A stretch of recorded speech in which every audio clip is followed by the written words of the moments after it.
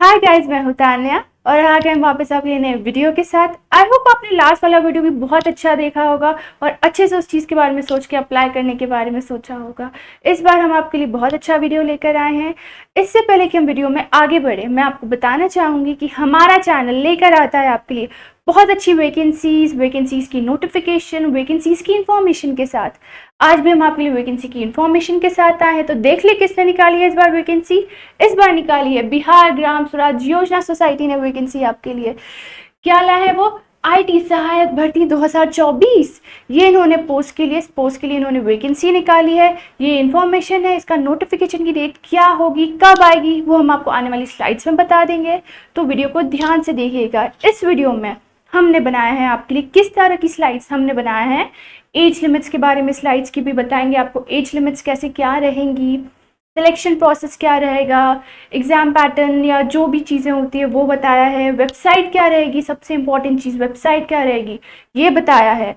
इस बार इतने सारे पदों के लिए भर्ती निकाली गई, यानी 6570 पदों के लिए भर्ती निकाली गई है। बहुत अच्छी वैकेंसी है, तो इसके बारे में ध्यान से देखिएगा और ध्यान से सोचिएगा। पहले हम बता देते हैं आपको बेसिक इन्फॉर्मेशन के बारे में, यानी ऑर्गेनाइजेशन का नाम क्या है, कि भाई पोस्ट क्या है, डेट्स क्या रहेंगी, वेबसाइट क्या रहेगी, जो भी छोटी मोटी डिटेल्स हम आपको इस वेबसाइट में बताएंगे, इस स्लाइड में बताएंगे। तो ऑर्गेनाइजेशन का नाम हमने आपको पहले वाली स्लाइड में बता दिया था। किसके थ्रू आया है ये? बिहार ग्राम स्वराज योजना सोसाइटी, पंचायत राज डिपार्टमेंट के थ्रू आया है ये। गवर्नमेंट ऑफ बिहार ने निकाला है ये। पोस्ट का नाम क्या है? अकाउंटेंट कम आईटी असिस्टेंट की पोस्ट, यानी लेखपाल आईटी सहायक की पोस्ट के लिए। वैकेंसी कितनी सारी है? वैकेंसी है 6570 वैकेंसीज। अब इसमें मेल के लिए अलग वैकेंसीज है और फीमेल के लिए अलग सीट्स है, यानी दोनों के लिए अलग अलग सीट्स दी गई हैं। मेल के लिए कितनी सीट्स दी गई है? 4270 सीट्स और फीमेल के लिए 2300 सीट्स दी गई हैं। नोटिफिकेशन की रिलीज डेट क्या है? 30 अप्रैल 2024। इस डेट को नोटिफिकेशन रिलीज होगा। और एप्लीकेशन फॉर्म भरने की डेट्स क्या रहेंगी? 30 अप्रैल से शुरू होंगी जब नोटिफिकेशन आएगा, उससे लेकर के 29 मई 2024 यहाँ तक इसकी एप्लीकेशन डेट्स रहेंगी। 29 मई के बाद पोर्टल्स बंद कर दिए जाएंगे। इसके बाद आप बैठे रह जाएंगे अगर आपने फॉर्म नहीं भरा तो। अच्छे से सोच लीजिएगा कि आपको भरना है नहीं भरना है। मेरे हिसाब से तो आपको भरना चाहिए, क्योंकि बहुत अच्छी वैकेंसी निकली है। ऑफिशियल वेबसाइट इसकी क्या रहेगी? ये इसकी ऑफिशियल वेबसाइट रहेगी। इस वेबसाइट पे जा करके ही आपको सारा जो प्रोसेस है वो फॉलो करना है, यानी ऑनलाइन पेमेंट का और जो भी डिटेल्स जाननी हो वो इस पे आपको फॉलो करना है। एप्लीकेशन फॉर्म है वो इस पे भरना है, तो इस वेबसाइट को ध्यान से देखिएगा। फिर हम बात कर लेते हैं नंबर ऑफ वैकेंसीज की। तो जो भी एप्लीकेंट्स इसके लिए भरना चाहते हैं वैकेंसीज, तो सब कैटेगरी में डिवाइड किया गया है, यानी ये जितनी भी ये सब कैटेगरीज है, और मेल के लिए अलग है, फीमेल के लिए अलग है। ये नंबर ऑफ वैकेंसीज हैं और ये कैटेगरीज है, तो हम उसके हिसाब से बात कर लेते हैं। तो जो यूआर कैटेगरी है उसमें मेल के लिए सीट्स है 1068, टोटल 80 सीट्स अवेलेबल हैं। फीमेल के लिए 575 सीट्स अवेलेबल है, यानी टोटल यूआर कैटेगरी में 1643 सीट्स अवेलेबल है। इतनी सारी सीट्स अवेलेबल यूआर कैटेगरी के लिए। अब ईडब्ल्यूएस कैटेगरी में मेल के लिए 427 सीट्स अवेलेबल, फीमेल के लिए 230 सीट्स अवेलेबल, यानी टोटल 657 सीट्स अवेलेबल है ईडब्ल्यूएस कैटेगरी के लिए। अब एससी कैटेगरी के लिए मेल में है 853 सीट्स अवेलेबल और फीमेल में है 460 सीट्स अवेलेबल, यानी टोटल 1313 सीट्स हैं एससी कैटेगरी के लिए।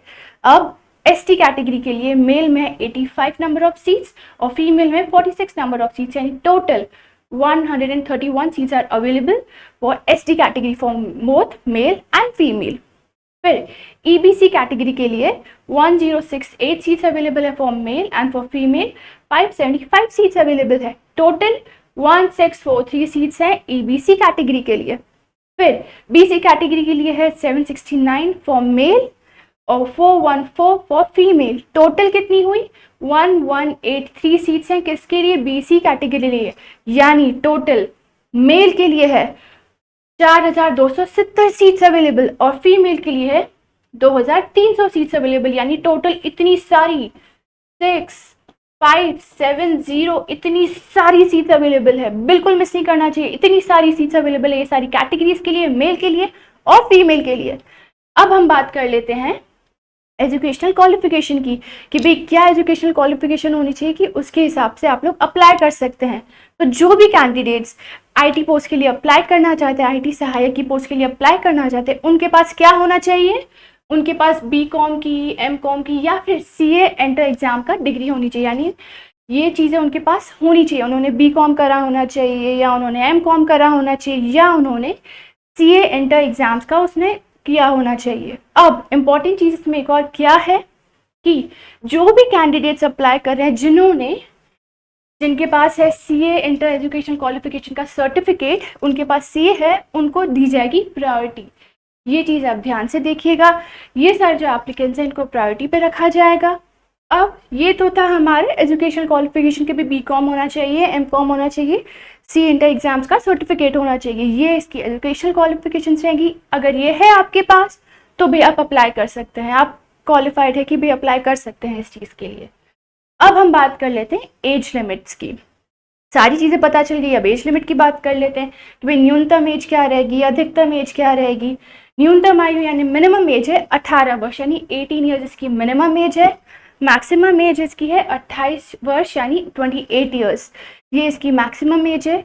ये वाले एज के लोग अप्लाई कर सकते हैं। अब इम्पॉर्टेंट एक और चीज़ क्या है, जो आयु की गणना होती है वो 1 जुलाई 2024 इसकी जो आधिकारिक नोटिफिकेशन है उसके अकॉर्डिंग आपकी एज की जो है वो देखी जाएगी कि भाई आप उसके लिए क्वालिफाइड हो पा रहे हैं कि नहीं हो पा रहे हैं। तो ये था भाई इसका एज का कि भाई मिनिमम एज ये है और मैक्सिमम एज ये हो गई।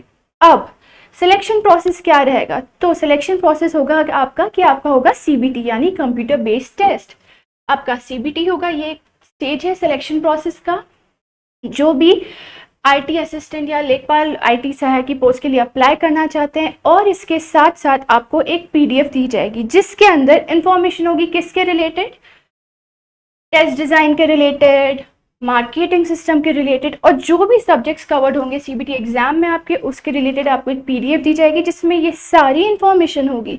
तो ये तो सिलेक्शन प्रोसेस की भी अपना सीबीटी होगा, कंप्यूटर बेस्ड टेस्ट होगा, ऑनलाइन होगा। ओके, अब हम बात कर लेते हैं कि भाई अप्लाई कैसे करना है। एज लिमिट्स पता चल गई हमको, वैकेंसीज पता चल गई, इतनी सारी वैकेंसीज है, मेल फीमेल का पता चल गया, कैटेगरीज भी पता चल गई कि भाई मेल के लिए इतना सारा सीट्स हैं, फीमेल के लिए इतनी सारी सीट्स हैं, एज लिमिट्स भी पता चल गई। अब सबसे इंपॉर्टेंट चीज़ कि भाई फॉर्म कैसे फिल करना है। तो फॉर्म फिल करने का प्रोसेस ये है, ये स्लाइड में हमने आपको बताया कि फॉर्म कैसे फिल करना है। सबसे पहले वेबसाइट पे जाना है। ये वेबसाइट हमने आपको पहले वाली स्लाइड में भी बताई थी, जब वीडियो एंड होगा तब लास्ट स्लाइड में भी बता देंगे कि भाई ये वेबसाइट है, इसके थ्रू आप जाएंगे, आपको फॉर्म फिल करना है। तो पहला स्टेप तो हो गया भाई वेबसाइट पे चले गए हम। सेकेंड स्टेप क्या रहेगा वहाँ पे कि आपको वहाँ पे रिक्रूटमेंट सेक्शन के अंदर एक स्पेस होगा, एक स्पेसिफिक पेज होगा आईटी सहायक रिक्रूटमेंट का, वो आपको वहाँ पे जाना है।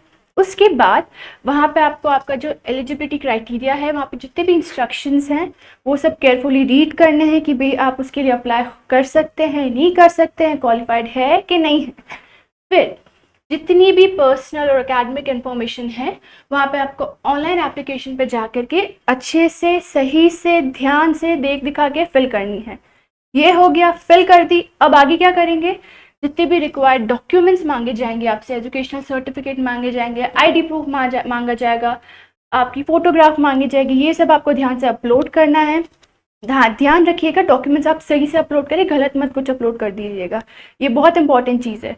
फिर ऑनलाइन पेमेंट रहेगा, ये तो हमने आपको बता ही दिया कि पेमेंट ऑनलाइन रहेगा, ऑफलाइन पे नहीं कर सकते, ऑनलाइन ही पे करना पड़ेगा आपको। कहाँ जाके, वेबसाइट पे जाके ऑनलाइन आपको पे करना पड़ेगा।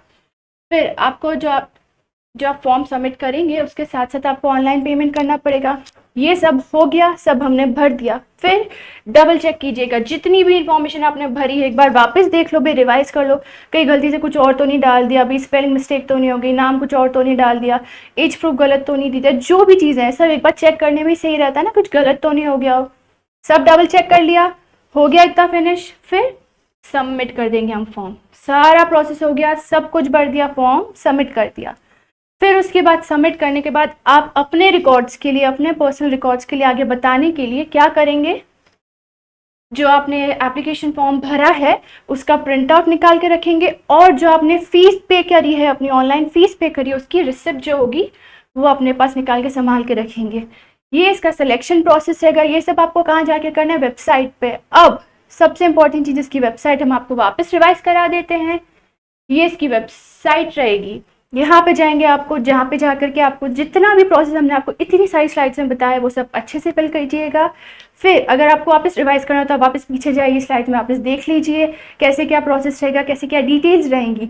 तो आई होप आपको वीडियो पसंद आया। वीडियो पसंद आया तो वीडियो को लाइक कीजिए, चैनल को सब्सक्राइब कीजिए, ताकि इतनी अच्छी वैकेंसीज और हमारे वीडियोज आपसे कभी स्किप ना हो। तब तक के लिए थैंक यू।